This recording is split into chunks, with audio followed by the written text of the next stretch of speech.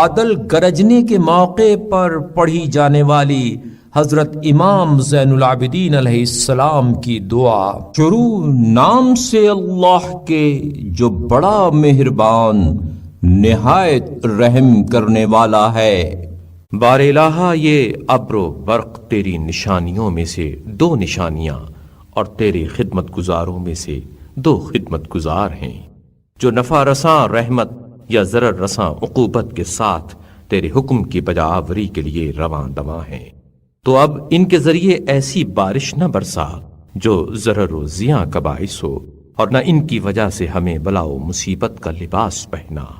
اے اللہ، محمد اور ان کی آل پر رحمت نازل فرما، اور ان بادلوں کی منفعت و برکت ہم پر نازل کر، اور ان کے ضرر و آزار کا رخ ہم سے موڑ دے، اور ان سے ہمیں کوئی غضن نہ پہنچانا، اور نہ ہمارے سامان معیشت پر تباہی وارد کرنا۔ بار الہ، اگر ان گھٹاؤں کو تو نے بطور عذاب بھیجا ہے اور بصورت غضب روانہ کیا ہے، تو پھر ہم تیرے غضب سے تیرے ہی دامن میں پناہ کے خواستگار ہیں، اور عفو درگزر کے لیے تیرے سامنے گڑ گڑا کر سوال کرتے ہیں۔ تو مشرکوں کی جانب اپنے غضب کا رخ موڑ دے اور کافروں پر آسیائے عذاب کو گردش دے۔ اے اللہ، ہمارے شہروں کی خشک سالی کو سیرابی کے ذریعے دور کر دے، اور ہمارے دل کے وسوسوں کو رزق کے وسیلے سے برطرف کر دے، اور اپنی بارگاہ سے ہمارا رخ موڑ کر ہمیں دوسروں کی طرف متوجہ نہ فرما، اور ہم سب سے اپنے احسانات کا سرچشمہ قطع نہ کر، کیونکہ بے نیاز وہی ہے جسے تو بے نیاز کرے،